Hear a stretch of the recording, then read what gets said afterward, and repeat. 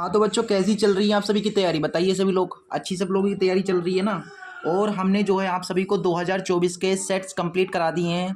अगर आप लोग इस चैनल पर बने हुए हो ना, तो आप सभी को पता होगा कि हमने 2024 के सेट्स करा दिए हैं। ठीक है, कौन यहाँ पर देखिए, जो है 2024 के जो सेट थे, 7 सेट थे ना बेटा, 7 के 7 सेट हमने आपको करा दिए हैं। एक एक क्वेश्चन कराया है, कोई भी क्वेश्चन नहीं छोड़ा है हमने। ठीक है, 7 के 7 सेट करा दिए हैं। और बेटा अब हम आपको 2023 के जो है सेट्स कराएंगे। ठीक है, तो वीडियो बहुत ही ज़्यादा इंपॉर्टेंट होने वाली हैं। आने वाली वीडियोस में हम कई इंपॉर्टेंट क्वेश्चंस को करेंगे। ठीक है, सेट्स को कराने के बाद हम एक ऐसी सीरीज चलाएंगे जिसमें पूरे अनसॉल्व्ड पेपर के इंपॉर्टेंट क्वेश्चंस होंगे। ठीक है, तो चैनल को सब्सक्राइब कर लो, तभी आपको वीडियोज़ मिल पाएंगी। ठीक है, चलिए वीडियो को स्टार्ट करते हैं बेटा। इस क्लास में हम 2023 का जो सेट 1 डीवी है उसके ऑब्जेक्टिव्स को कम सॉल्व करने वाले हैं। और जो इसके ऑब्जेक्टिव्स हैं बेटा, ये बहुत ही ज़्यादा इंपॉर्टेंट है, 2025 बोर्ड एग्जाम में आ सकते हैं। 2-3 महीने बचे हैं, इसलिए मेहनत से पढ़ाई कीजिए। ठीक है, तभी सफलता हासिल होगी। चलिए बेटा, पहला क्वेश्चन है, उसे पढ़ते हैं। लेकिन वीडियो को आपने लाइक नहीं किया बेटा, तो लाइक कर दो। लाइक करने में कंजूसी नहीं करनी, और अपने फ्रेंड्स के पास इस वीडियो को जरूर से शेयर कर दीजिएगा। चलिए फर्स्ट क्वेश्चन पढ़ते हैं। हमारा जो पहला क्वेश्चन है वो कह रहा है कि किन्हीं दो धनात्मक पूर्णांकों ए और बी के लिए कौन सा सही होगा। देखिए, हमारे पास ए और बी दो संख्याएं हैं, तो आप सभी को पता है कि दो संख्याओं का गुणनफल, यानी कि दो संख्या ए और बी हैं, उनका गुणनफल बराबर होगा एचसीएफ गुणा एलसीएम के, है कि नहीं? तो हमारा जो ऑप्शन डी है वो बिल्कुल करेक्ट होगा, है कि नहीं भाई? दो संख्याओं का गुणनफल बराबर एचसीएफ गुणा एलसीएम। एचसीएफ का मतलब मासा और एलसीएम का मतलब लासा। तो कह सकते हैं कि ए गुणा बी, यानी ये दो संख्या है, तो दो संख्याओं का गुणनफल भी यहाँ पर बराबर लगा है, फिर मासा गुणा लासा। ठीक है, ऑप्शन डी सही है, ये फार्मूला था, बता दिया। अगला क्वेश्चन कह रहा है कि एक शून्योत्तर परिमेय संख्या एवं अपरिमेय संख्या का भागफल होगा। परिमेय संख्या को अपरिमेय संख्या से भाग देने पर हमें क्या प्राप्त होगा। देखिए, यहाँ पर हम इसको एक एग्जाम्पल से समझ लेते हैं। इन्होंने कहा कि एक परिमेय संख्या को अपरिमेय संख्या से भाग देना है। ठीक है, देखिए दूसरा ऑब्जेक्टिव है, क्या करना है भैया? परिमेय संख्या है, ठीक है, परिमेय संख्या है, उसको आपको देना है अपरिमेय संख्या से भाग। तो कभी भी बेटा ध्यान से सुनिएगा, कभी भी अगर हम परिमेय संख्या को अपरिमेय संख्या से भाग देते हैं बेटा, तो आपको एक अपरिमेय संख्या ही प्राप्त होगी। क्या होगी? अपरिमेय संख्या प्राप्त होगी। देखिए एग्जाम्पल से समझ लेते हैं। जैसे एक परिमेय संख्या मैंने ले ली 4/3, ठीक है, इसको मैं एक अपरिमेय संख्या √3 से भाग दे रहा हूँ। ठीक है, तो आप सभी को पता है गुणा हो जाएगी ऐसे करके, तो 4/3 √3 आ जाएगा। अब बताइए, यहाँ पर ये तो परिमेय संख्या है, 4/3 होता है, ये परिमेय संख्या हो जाती है, लेकिन √3 आ गया, ये तो आपको पता है अपरिमेय संख्या है, इसलिए पूरी की पूरी क्या मानी जाएगी? अपरिमेय संख्या मानी जाएगी। इतनी बात को याद कर लीजिए, समझ लीजिए कि परिमेय संख्या को अपरिमेय संख्या से भाग देने पर अपरिमेय संख्या आती है। जहाँ पर भी अपरिमेय संख्या आ गई, जैसे यहाँ पर 3/4 है बेटा, ठीक है, इसमें एक अपरिमेय संख्या मैंने दे दी √5, तो ये पूरी की पूरी अपरिमेय संख्या मानी जाएगी। क्या मानी जाएगी? अपरिमेय संख्या मानी जाएगी। क्यों मानी जाएगी भाई? क्योंकि इसमें एक अपरिमेय संख्या आ गई है। ठीक है, उम्मीद करता हूँ क्लियर हो गया होगा। अगला क्वेश्चन देखिए बेटा, अगला क्वेश्चन कह रहा है कि यदि m बराबर 5 है, n बराबर m+7 है, तो √m² + n² का मान ज्ञात करना है। कितना आसान क्वेश्चन है। देखिए यहाँ पर क्वेश्चन नंबर 3 है। ठीक है, यहाँ पर हमें m दिया गया है 5, m5 दिया गया है, n दिया गया है यहाँ पर m+7। ठीक है बेटा, तो हमें यहाँ पर √m² + n² का मान बताना है। ये क्वेश्चन है बेटा तुम्हारा, ये क्वेश्चन है। देखिए यहाँ पर m तो हमें पता है, लेकिन अगर यहाँ से n पता कर लें तो काम हो जाएगा हमारा। देखिए n कैसे मिलेगा भाई? m कितना है? 5 है, तो इस m के स्थान पर 5 लिख देंगे, और प्लस का 7 है, तो देखिए n हमें मिल गया 5 और 7 12। m 5 है, n बेटा तुम्हारा 12 है, तो इसमें मान रख लीजिए, है कि नहीं? मान निकल आएगा। देखिए √ है m², m के स्थान पर कितना रखना है? 5 रखना है, तो 5 का स्क्वायर, n², n 12 है तो 12 का स्क्वायर करेंगे। फिर बराबर में देखिए 5 का स्क्वायर 25 होगा, 12 का स्क्वायर 144 होगा। 144 में 25 को जोड़ेंगे तो 169 हो जाएगा। 169 का वर्गमूल होता है 13 बेटा। ठीक है, तो 13 हमारा जो है आंसर आ जाएगा। उम्मीद करता हूँ ये क्वेश्चन समझ में आ गया होगा, कुछ इसमें था नहीं, बहुत आसान क्वेश्चन था। ठीक है, जो ऑप्शन इसका सी है वो बिल्कुल करेक्ट है। अगला देखिए, क्वेश्चन नंबर 4 कह रहा है कि किसी परिमेय संख्या के समतुल्य परिमेय संख्याएं होंगी। बेटा किसी परिमेय संख्या के समतुल्य परिमेय संख्या कितनी होंगी? अपरिभाषित होंगी बेटा। कैसी होंगी? अपरिभाषित होंगी। इसका रीजन हम आपको आगे बता देंगे। आगे देखिए क्वेश्चन नंबर 5वां देखिए। क्वेश्चन नंबर 5 में कहा गया है कि एक रैखिक समीकरण ये है और एक रैखिक समीकरण तुम्हारी ये है। दो रैखिक समीकरण हैं, ठीक है, ये दो रैखिक समीकरण हैं। यदि a1/a2 बराबर b1/b2 बराबर c1/c2 होगा तो रेखाएं कैसी होंगी? भाई जब सभी अनुपात बराबर होते हैं तो रेखाएं कैसी होती हैं? रेखाएं संपाती होती हैं। कैसी होती है बताओ बताओ बेटा फटाफट। रेखाएं कैसी होती हैं? संपाती होती हैं। ठीक है, यहाँ पर मैं आपको याद कराना चाहता हूँ, ठीक है, यहाँ पर थोड़ी चीज़ों को समझ लीजिए कि a1/a2 not is equal to v1/b2। जब ऐसा होता है तो रेखाएं कैसी होती हैं बताओ फटाफट। रेखाएं होती हैं बेटा प्रतिच्छेदी रेखाएं होती हैं। कैसी रेखाएं होती हैं? प्रतिच्छेदी रेखाएं होती हैं।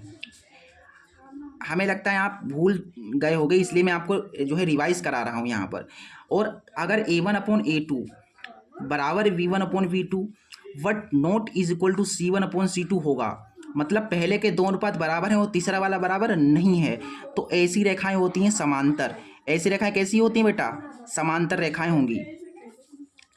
आगे अगर मान लीजिए a1/a2 बराबर में है v1/v2 बराबर में है c1/c2 बोले तो सभी के सभी अनुपात बराबर हैं, तो ऐसी रेखाएं हो जाती हैं बेटा संपाती, जो कि अभी हमसे पूछा गया है। कैसी रेखाएं बेटा? फटाफट बताओ फटाफट बताओ। रेखाएं संपाती हो जाएंगी। जब सभी अनुपात बराबर होंगे तो रेखाएं संपाती होंगी। इन्हें याद कर लीजिए, बिल्कुल दिमाग में बैठा लीजिए। जब कोई अनुपात बराबर नहीं होता तो प्रतिच्छेदी रेखाएं होती हैं। जब पहले के दो बराबर होंगे तीसरा वाला बराबर नहीं होगा तो रेखाएं समांतर होंगी। जब सभी के सभी अनुपात बराबर होंगे तो रेखाएं संपाती होंगी। ठीक है, तो यहाँ पर सभी के सभी बराबर हैं यानी रेखाएं कैसी होंगी बेटा? संपाती होंगी। ऑप्शन बी बिल्कुल करेक्ट है। अगला क्वेश्चन देखिए। अगला क्वेश्चन तुम्हारा यहाँ पर कह रहा है क्वेश्चन नंबर 6 देखिए। किसी संख्या का 1/3 भाग 21 के बराबर है तो संख्या कितनी होगी? यहाँ पर कहा गया कि संख्या है बेटा, संख्या है तो संख्या का 1/3, संख्या का 1/3 बोले तो 1/3 बोले तो 1/3 किसके बराबर है? 21 के बराबर है। देखो संख्या का 1/3 बराबर है 21 के, यही क्वेश्चन में कहा गया है। हमसे ये संख्या पूछी गई कि यहाँ पर जो है संख्या क्या होगी। देखिए यहाँ से आराम से संख्या निकल आएगी, सॉल्व कीजिए। संख्या का के स्थान पर क्या लगेगा? गुणा लगेगा। 1/3 बराबर में 21, 3 की इधर गुणा हो जाएगी तो हमें संख्या की गुणा 1 से होगी तो संख्या हमें मिल जाएगी बेटा। देखिए 21 तियाँ 63, तो संख्या हमें मिल गई 63। संख्या क्या होगी बेटा? बेटा बताओ जल्दी फटाफट। संख्या तुम्हारी हो जाएगी 63। ऑप्शन सी बिल्कुल करेक्ट है। अगला क्वेश्चन नंबर हमारा 7वां देखिए। ऑब्जेक्टिव नंबर 7 कह रहा है कि यदि द्विघात समीकरण x² + 2x - p = 0 का एक मूल -2 है तो p का मान कितना होगा? बहुत बढ़िया क्वेश्चन है बेटा। इस क्वेश्चन को करने के हमारे पास दो मेथड हैं, ठीक है। मैं आपको जो सबसे ईजी मेथड है वो बता रहा हूँ। देखिए यहाँ पर हमें सबसे पहले तो एक द्विघात समीकरण दे रखी है। द्विघात समीकरण है x² + 2x - p = 0 का एक मूल हमें दिया गया है। एक मूल बेटा हमें दिया गया है -2, ठीक है। तो यहाँ पर जो ये p है ये हमें बताना है। देखो ध्यान से समझो बात को। कभी भी आपको अगर एक द्विघात समीकरण दी गई है, उसका एक मूल दिया गया है और कोई एक अंक गायब कर दिया है और वो आपसे पूछ रहा है, ठीक है, तो एक मूल दिया है, इसका मतलब क्या है? इसका एक मूल 2 है, यानी x का मान हमें दिया गया है। x का मान कितना है भैया? -2 है, ठीक है। आइडिया यहाँ से लग गया। कभी भी मूल दिया गया है, एक मूल का मतलब होता है x का वैल्यू, ठीक है। तो इसका एक मूल -2, इसका मतलब x हमको -2 दिया गया है। अब इस x को यहाँ पर रखेंगे, इस समीकरण में रखेंगे तो p का मान हमें आराम से मिल जाएगा। जहाँ जहाँ x है वहाँ पर -2 फटाफट भर दो, बिल्कुल कहीं पर रुके बिना फटाफट जहाँ x है वहाँ पर -2 भर दो, ठीक है। सॉल्व करोगे 2 दूना 4 हो जाएगा, प्लस माइनस माइनस 2 दूना 4 - p = 0। 4 में से 4 गया 0 - p = 0, बोले तो 0 = p आ गया। तो p का मान कितना होगा? 0 होगा। p का मान कितना होगा? 0 होगा। इसका ऑप्शन ए बिल्कुल करेक्ट है। आगे देखिए 8वां क्वेश्चन कह रहा है कि दो त्रिभुजों के क्षेत्रफलों का अनुपात उनकी संगत भुजाओं के अनुपात के वर्ग के बराबर हो तो ऐसे त्रिभुज कैसे होंगे बेटा? ऐसे त्रिभुज हो जाएंगे समरूप, क्योंकि उनकी संगत भुजाओं का अनुपात बराबर है बेटा, समरूप होंगे, ठीक है।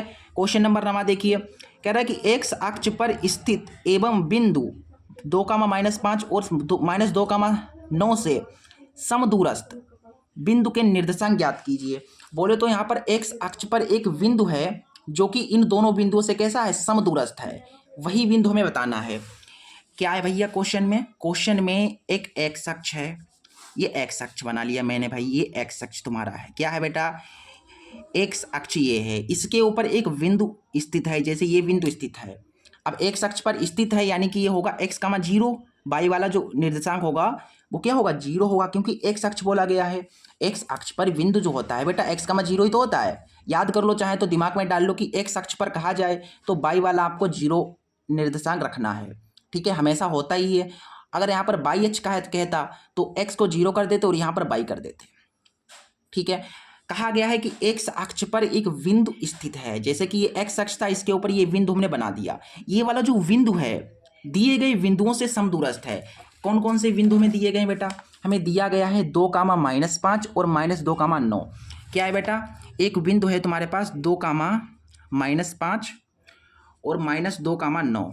एक ये वाला बिंदु है और एक तुम्हारा बिंदु यहाँ पर है -2, 9। ये वाला जो बिंदु है बेटा, ये जो आपको दिए गए बिंदु हैं इनसे समदूरस्थ है। मतलब यहाँ से यहाँ तक की दूरी और यहाँ से यहाँ तक की दूरी क्या है? बराबर है। इसे ए नाम दे दीजिए, इसे बी नाम दे दीजिए, इसे सी नाम दे दीजिए। तो हम यहाँ से ये कह सकते हैं कि ए से लेकर के बी तक की दूरी बराबर है ए से लेकर के सी तक की दूरी। यानी कि हम यहाँ पर कह देंगे कि ए पी की दूरी ए बी की दूरी बराबर है ए सी की दूरी।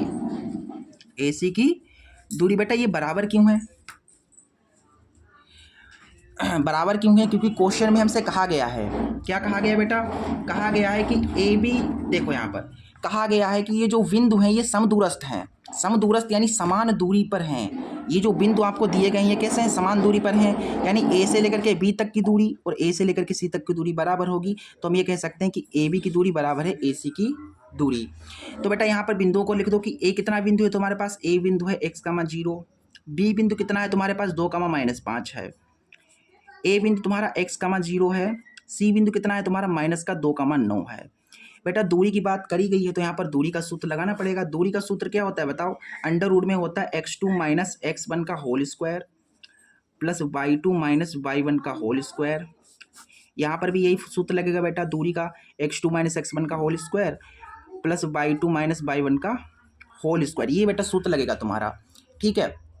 देखो बेटा यहाँ पर ये x1 है, ये y1 है, ये x2 है और ये y2 है। यहाँ पर ऐसे करके x1 y1 x2 और ये y2। अब इन मानों को यहाँ पर रख दीजिए। x2 तुम्हारा कितना है? 2 है। x1 तुम्हारा x है, ठीक।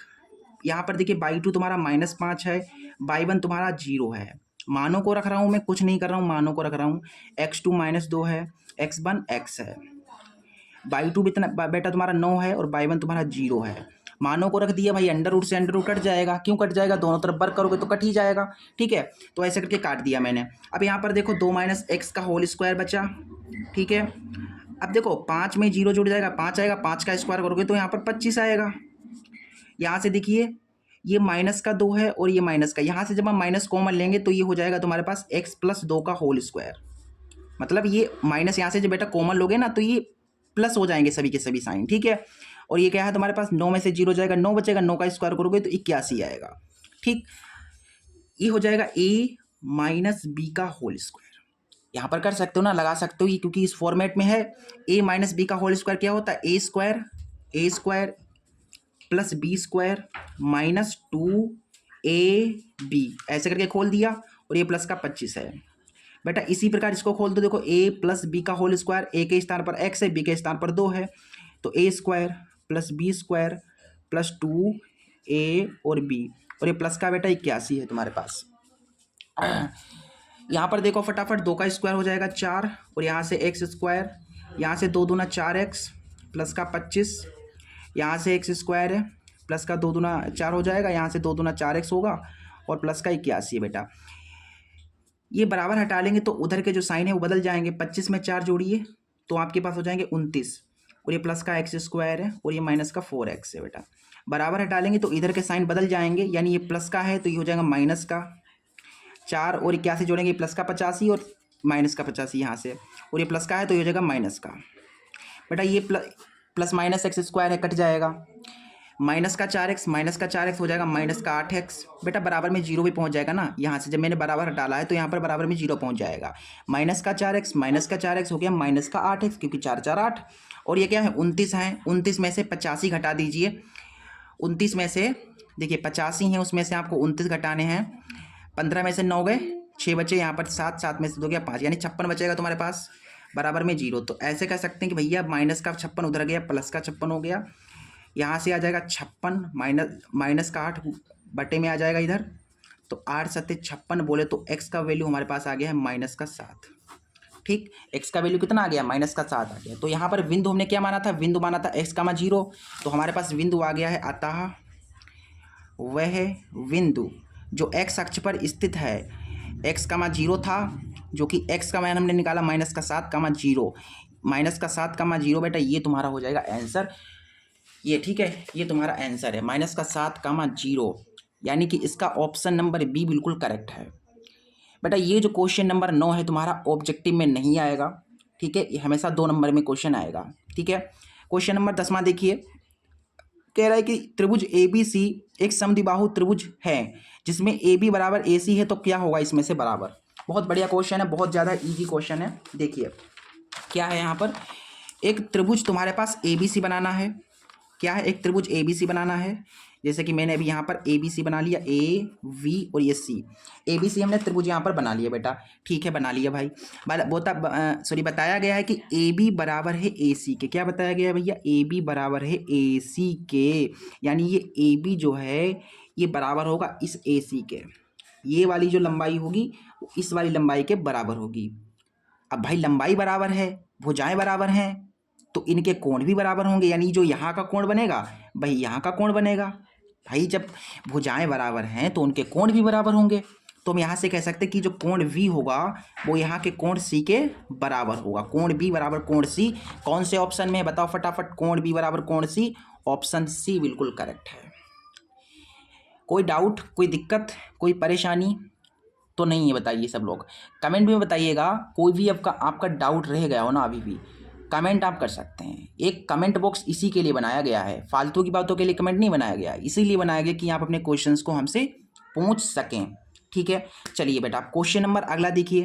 क्वेश्चन नंबर 11वां कह रहा है कि एक त्रिभुज ए बी सी में ए बी बराबर इतना है, ए सी बराबर इतना है, बी सी बराबर इतना है, तो कोण बी कितना होगा। बहुत मस्त क्वेश्चन है, एकदम लाजवाब क्वेश्चन है। देखिए यहाँ पर ध्यान से पढ़िएगा, ये क्वेश्चन इंपॉर्टेंट है 2025 बोर्ड एग्जाम के लिए।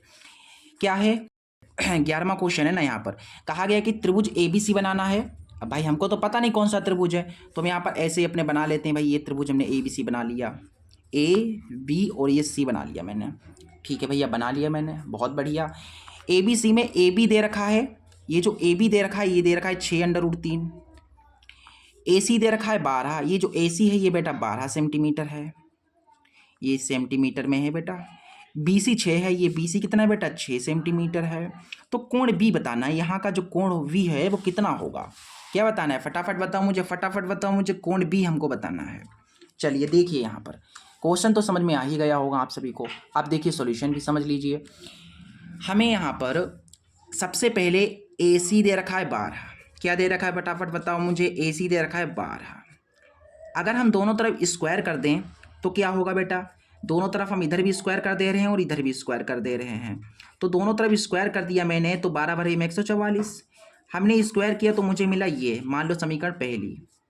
अच्छा बात है भैया, अच्छी बात है, ए सी मिल गया। चलिए अब बी सी को देख लेते हैं, बी सी बराबर क्या है, बी सी बराबर 6 सेंटीमीटर है।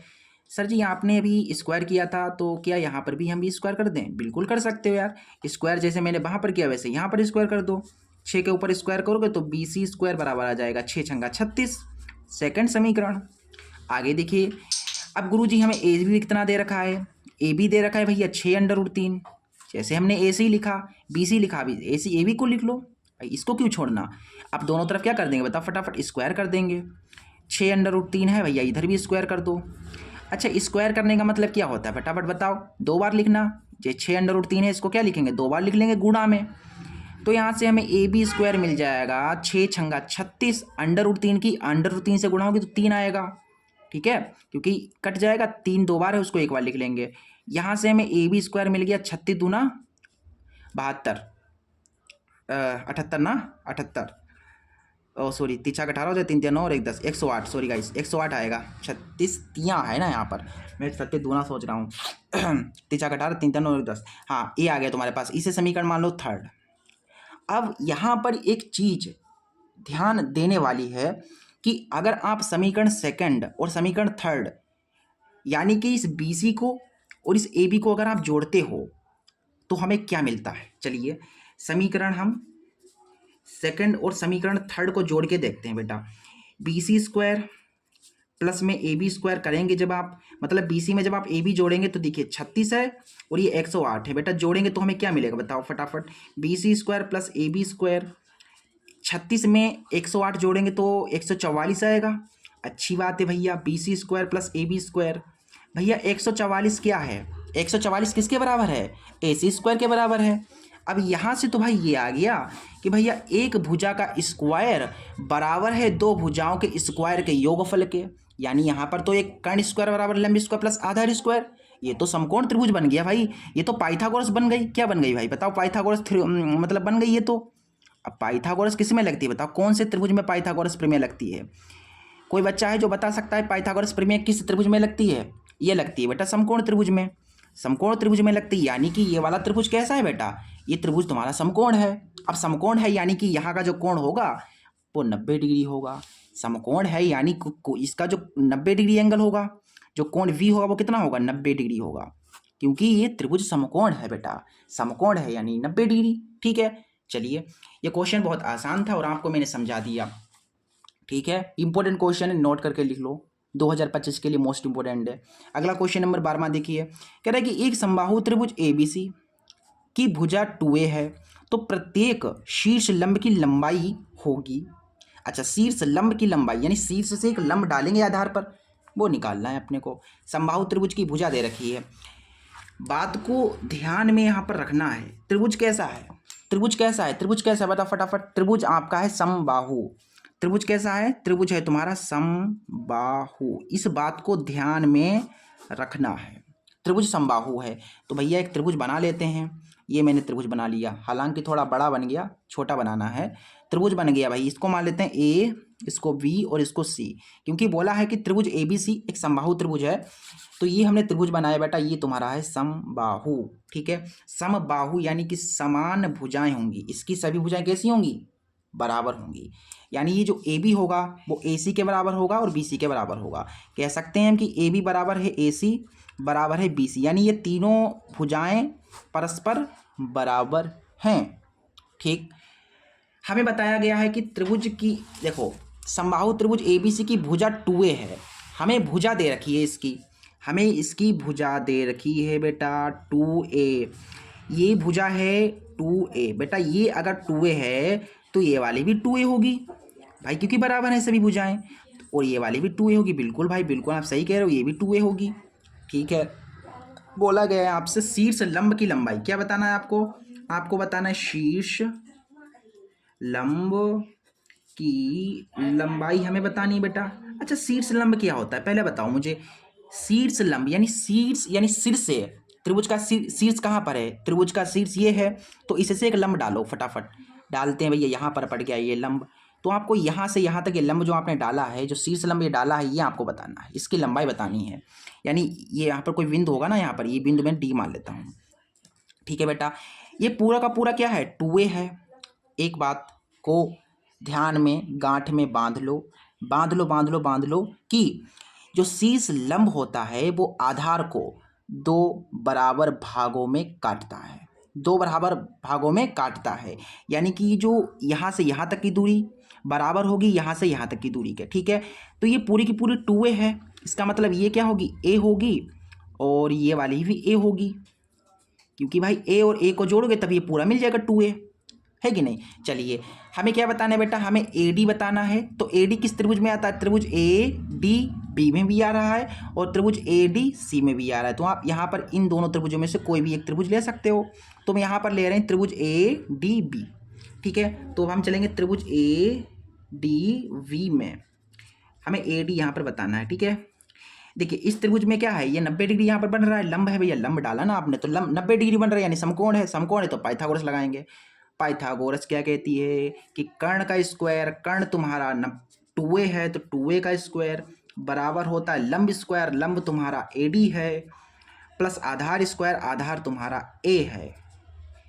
समझ में आ रही है बात, क्लियर क्लियर क्लियर।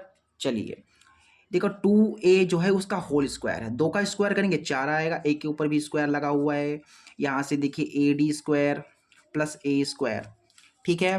तो यहाँ से AD हमें चाहिए तो इसको रोक लो, बराबर में तुम्हारा 4A स्क्वायर है, प्लस का A स्क्वायर इधर गया तो माइनस का A स्क्वायर हो गया, यानी 95 हो गया। यहाँ पर 4A में से एक स्क्वायर चला गया भाई, तो कितना बचा, 3A स्क्वायर बचा, और ये 3A स्क्वायर बचा। अब स्क्वायर भी तो हटाना है मुझे, ये स्क्वायर हटा लेंगे तो ये 3A स्क्वायर जो आपका है ना बेटा, इसके ऊपर रूट लग जाएगा। यहाँ से देखिए हमें AD मिल गया है। देखो अंडर रूट क्या है, अंडर रूट 3 है, फिर इसके स्क्वायर से ना अंडर रूट जो है किसके ऊपर है, 3 के ऊपर भी है और इस A स्क्वायर के ऊपर भी है। तो हमने क्या किया, पहले अंडर रूट 3 के ऊपर लगा दिया अंडर रूट भाई, फिर जब हम A स्क्वायर जो है इसके ऊपर अंडर रूट लगाएंगे तो इसके स्क्वायर से कट जाएगा, केवल A बचेगा आपका। तो AD तुम्हारे पास आ जाएगा under root 3A, under root 3A। तो बताइए कौन सा ऑप्शन सही है, बताइए। अंडर रूट 3A यानी कि इसका ऑप्शन नंबर A बिल्कुल करेक्ट है। क्लियर है, क्लियर है, क्लियर है बिल्कुल। चलिए अगला क्वेश्चन देखिए फटाफट, नेक्स्ट क्वेश्चन देखिए। अगला क्वेश्चन नंबर 13 कह रहा है कि यदि साइन A बराबर कोस A है तो A का मान क्या होगा। अच्छी बात है भाई, बहुत बढ़िया क्वेश्चन है। इसके बेटा तरीके हमारे पास कई हैं, ठीक है, मेथड्स हमारे पास कई हैं। आपको दोनों मेथड में आपको बता दे रहा हूँ, ठीक है। यहाँ पर ये 2 मेथड से हो जाएगा, 2 मेथड से हो जाएगा, दोनों मेथड में आपको बता रहा हूँ। हमें दे रखा है यहाँ पर साइन A बराबर कोस A, तो A का मान हमको बताना है। क्या दिया गया है बेटा, साइन A बराबर में कोस A, ये जो A है ये हमें बताना है। ध्यान से ध्यान से ध्यान से, यहाँ पर एक पहला मेथड में आपको बता दे रहा हूँ इसको सॉल्व करने का, जो आपको सरल लगे यूज़ कर लेना, ठीक है। साइन A बराबर कोस A दिया गया है, तो इस साइन के स्थान पर आप ये लिख सकते हो, क्योंकि आपको पता है साइन A बराबर होता है कोस 90 माइनस A, ठीक है। साइन A बराबर क्या होता है, कोस 90 माइनस A, तो इसके स्थान पर हम क्या लिख देंगे, हम लिख देंगे कोस 90 माइनस A, और बराबर में तुम्हारे पास क्या है, कोस A है, कोस से कोस कैंसिल, तो 90 माइनस A बराबर में ये A, 90 बराबर A, माइनस का इधर आई, ये हो गया प्लस का A, A हो जाएगा 2A, ये कट जाएगा ना, गुणा में तो बट्टे में आएगा, तो 45 हो जाएगा। तो A का मान हमें मिल गया बेटा 45 डिग्री। A कितना होगा, 45 होगा, 45 होगा। कौन सा ऑप्शन सही है बताइए फटाफट। ऑप्शन C सही है। अब आप कहोगे सर जा कहाँ रहे हो, इसका मेथड 2 भी तो बता दो। मेथड 2 आपको बता दे रहा हूँ। मेथड 2 ये है कि जो आपको यहाँ पर दिया गया है साइन A बराबर कोस A, ये जो दिया गया है इसमें A के स्थान पर पहले 0 भर के देखिए, ठीक है। देखिए यहाँ पर, देखिए यहाँ पर फटाफट देखिए, साइन A बराबर हमें दिया गया है कोस A, ठीक है। पहले ऑप्शन A को चेक करो, A के स्थान पर 0 रख करके देखो, तो मैं यहाँ पर 0 रख कर देख ला, तो जहाँ जहाँ A वहाँ पर 0, ठीक है, यहाँ पर 0, तो साइन 0 का वैल्यू 0 होता है, कोस 0 का वैल्यू 1 बराबर है, नहीं बराबर है, तो यानी कि ये ऑप्शन गलत है। 30 डिग्री को रखोगे बेटा, 30 डिग्री रख करके देखते हैं भैया, A के स्थान पर 30 डिग्री, ठीक है, यहाँ पर भी 30, साइन 30 का वैल्यू 1/2, कोस 30 का वैल्यू √3/2, बराबर है, बिल्कुल नहीं है। अच्छा ये भी ऑप्शन बी भी गलत है। ऑप्शन सी 45 को रख करके देखते हैं, जहाँ A है वहाँ पर 45, ठीक है। आप सभी को पता है साइन 45 का वैल्यू 1/√2 होता है, कोस 45 का वैल्यू 1/√2 होता है, बराबर है, बिल्कुल बिल्कुल बराबर है। यानी कि इस तरीके से जो है आपको मेथड 2 भी बता दिया। मेथड 1 में मैंने आपको सोल्व करके बता दिया, और मेथड 2 आप ऑप्शंस को भर के देख लीजिए। मतलब मेथड आपको याद नहीं आ रहा है, पहला वाला जो मैंने मेथड बताया वो आपको याद नहीं आ रहा है, सॉल्यूशन आपको याद नहीं आ रहा है, तो आप यहाँ पर जो ऑप्शंस हैं उनको भर के चेक कर सकते हैं कि कौन सा ऑप्शन सही होगा। क्वेश्चन नंबर 14 कह रहा है कि यदि A बराबर 30 डिग्री है तो 1 + tan square A upon 1 + cot square A का वैल्यू बताना है। देखिए A बराबर हमें 30 डिग्री दिया गया है, क्वेश्चन नंबर 14 है, इसमें A का मान हमें दिया गया है 30 डिग्री, तो हमें 1 + tan स्क्वायर A अपॉन में 1 + cot स्क्वायर A का मान बताना है। बेटा देखो अभी चाहूँ आप A के स्थान पर ये 30 डिग्री रख सकते हो, तो थोड़ा लंबा हो जाएगा, मैं आपको थोड़ा इसको सॉल्व करके बता दे रहा हूँ। इसको थोड़ा सा सॉल्व कर लो, ये जैसे आपको दिया गया है ना बेटा, इसको थोड़ा और सरल कर लो। तो आपको पता होना चाहिए कि 1 + tan स्क्वायर A बराबर होता है सेक स्क्वायर A के, ठीक है। 1 प्लस कोट स्क्वायर ए बराबर होता है कोसिक स्क्वायर ए के। ठीक, अब यहाँ पर मान को रख दो यहाँ पर। ठीक है, जहाँ ए है वहाँ पर क्या रख दो, 30 डिग्री रख दो। देखिए सेक स्क्वायर ए के स्थान पर 30, कोसिक 30। ठीक है, यहाँ से देखिए सेक 30 का वैल्यू होता है 2/√3। स्क्वायर है बेटा तो स्क्वायर लगा दो। ऐसे कोसिक 30 का वैल्यू 2 होता है, स्क्वायर है तो स्क्वायर लगा दो। सॉल्व करोगे 2 का स्क्वायर 4 आएगा, √3 का स्क्वायर करोगे 3 आएगा, और नीचे 2 का स्क्वायर 4 आएगा। सबसे नीचे वाला सबसे ऊपर, इस तरीके से गुणा होगी। 1 की 4 से हो जाएगी 4 आ जाएगा, 4 के 3 से गुणा होगी, यहाँ से 1/3 हमें मिलेगा। ठीक है, 1/3 मिलेगा। बेटा मैंने सॉल्यूशन जो है स्पीड में किया है, क्योंकि आप बड़े हो गए हो, बच्चे तो हो नहीं कि मैं आपको सॉल्यूशन भी बताऊं। ठीक है, 1/3 हमारा जो है सही है। ठीक है, क्लियर है बिल्कुल। ऑप्शन डी बिल्कुल करेक्ट हो जाएगा। अगला क्वेश्चन नंबर 15 देखिए, कह रहा है कि यदि एक गोले की त्रिज्या को दुगना कर दिया जाए तो उसके पृष्ठीय क्षेत्रफल में होने वाली प्रतिशत वृद्धि कितनी होगी। अच्छी बात है, ये तो क्वेश्चन बहुत सारा आसान क्वेश्चन है। 15वां क्वेश्चन कहा गया है कि भैया एक वृत्त है, गोला है, गोले की त्रिज्या मान लो r है। ठीक, लेकिन हमने इसकी त्रिज्या को डबल कर दिया, दुगना कर दिया। जैसे r थी, ठीक है, ये r थी बेटा, जैसे इसको मान लो r, ये कैपिटल R थी, इसको मैंने क्या कर दिया, दुगना कर दिया। ठीक, दुगना कर दिया। ठीक है, तो इसका पृष्ठीय क्षेत्रफल जो बढ़ेगा वो कितने प्रतिशत बढ़ेगा, किस प्रतिशत से इसमें वृद्धि होगी, वो हमें बताना है। तो देखिए यहाँ पर गोले का पृष्ठीय क्षेत्रफल बात आई है, तो गोले का पृष्ठीय क्षेत्रफल जो है हम पहले तो लगा लेते हैं। गोले का पृष्ठीय क्षेत्रफल होता है 4πr²। 4πr, r कितना है, 2r है, 2r है, तो यहाँ से हो जाएगा 4π, 2 का स्क्वायर 4r²। देखिए 4 जो आया है यहाँ पर, देखिए 2r था, इसका स्क्वायर किया मैंने, यहाँ पर कितना आ गया, 4 आ गया। 4 ये प्रतिशत में इसको बदलो, प्रतिशत में बदलने के लिए 100 से गुणा कराएंगे, तो ये हो जाएगा प्रतिशत में 400%। ठीक है, 400%, यानी कि 400% में वृद्धि होगी। ऑप्शन डी बिल्कुल करेक्ट है। अगला क्वेश्चन नंबर 16 कह रहा है कि दो वृत्तों के व्यासों का अनुपात, दो वृत्त हैं, उनके व्यासों का जो अनुपात है वो 4:9 है। तो वृत्तों की परिधियों का अनुपात हमें बताना है। वृत्तों के व्यासों का अनुपात हमें दिया गया है, वृत्तों की परिधियों का अनुपात हमें बताना है। ठीक है, बहुत बढ़िया क्वेश्चन, जानदार शानदार क्वेश्चन है। ठीक है, एकदम लाजवाब क्वेश्चन है। वृत्तों के व्यासों का अनुपात दिया गया है। ठीक है, क्या दिया गया है फटाफट बताओ, वृत्तों के व्यासों का अनुपात। तो यहाँ पर दो वृत्त हैं, ठीक है, इस वृत्त और इस वृत्त का जो व्यास होगा उनका जो अनुपात होगा, जैसे मैंने इस वृत्त का जो त्रिज्या है, ठीक है, वो मैंने मान लिया r है। इस वाले वृत्त की त्रिज्या को मैंने कैपिटल R मान लिया। ठीक है, अच्छा, इसकी अगर त्रिज्या r है तो इसका व्यास कितना होगा बेटा, इसका जो व्यास होगा वो त्रिज्या का दुगुना यानी 2r होगा। इसका व्यास r है तो सॉरी, इसकी त्रिज्या r है तो इसका व्यास कितना होगा, 2 गुना यानी 2r हो जाएगा। ठीक, बोला गया कि व्यासों का अनुपात, क्या बोला गया है कि व्यासों का अनुपात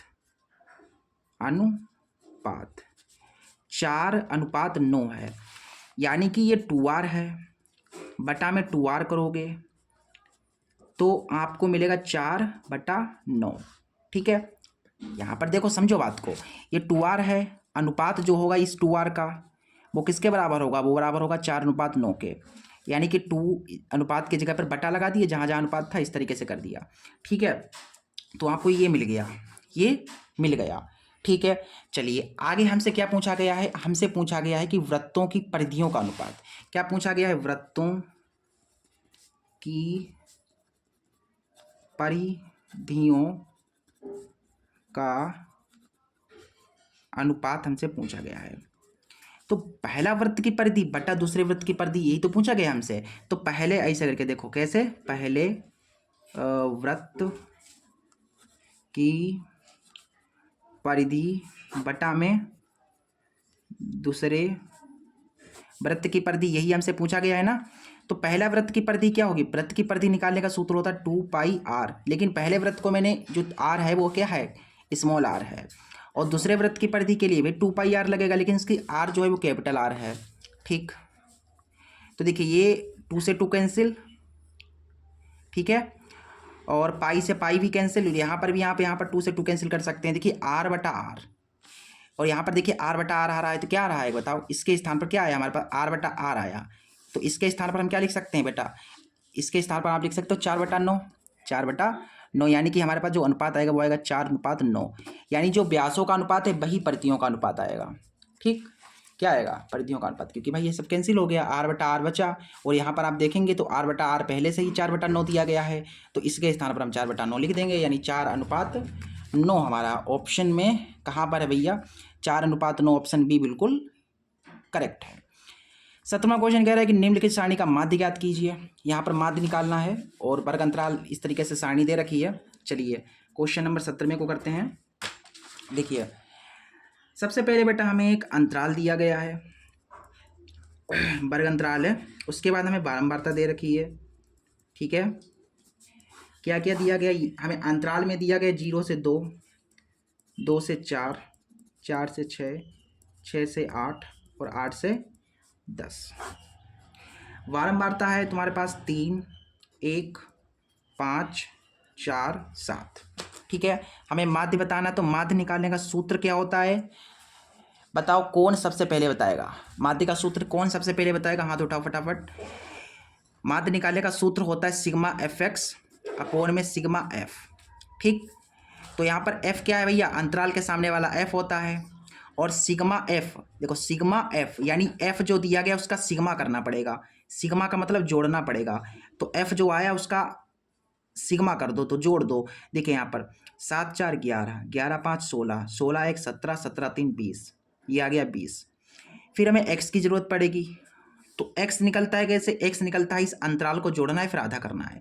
2 में 0 जोड़ोगे 2, 2 का आधा 1, 4 2 6, 6 का आधा 3, 6 4 10, 10 का आधा 5, 8 6 14, 14 का आधा 7, 19, 19 का आधा 18, 18 का आधा 9। ठीक है, एफ एक्स कैसे मिलेगा, इस एफ की और एक्स की गुणा कराओगे जब आप, तो आपको मिलेगा एफ एक्स। तो 3 कम 3, 1 3 3, 5 25, 4 7 28, 7 9 63। फिर बेटा क्या करना है, एफ एक्स का करना है सिग्मा, यानी जोड़ना है।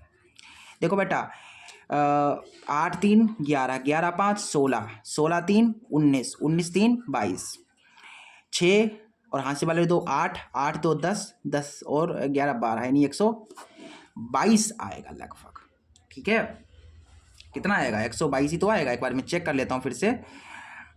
8 8 11 11 5 16, 19 19 20 21 22 हो गए, 6 7 8 9 10 11 12, बस इतना ही आएगा। ठीक है, अब मानों को रख दीजिए, माध्य मिल जाएगा। सिग्मा एफ एक्स हमारे पास आया 122, सिग्मा एफ आया है तुम्हारे पास 20, काटेंगे 2 से तो 2 दशामन 20 हो जाएगा, 2 छंगे 12, 2 दूना 4, 2 पंचे 10, 2 3 6, 2 दूना 4, काटेंगे तो 5 छक्के 30, 5 चौके 20, यानी 6.4, 6.4 के करीब आएगा। ठीक,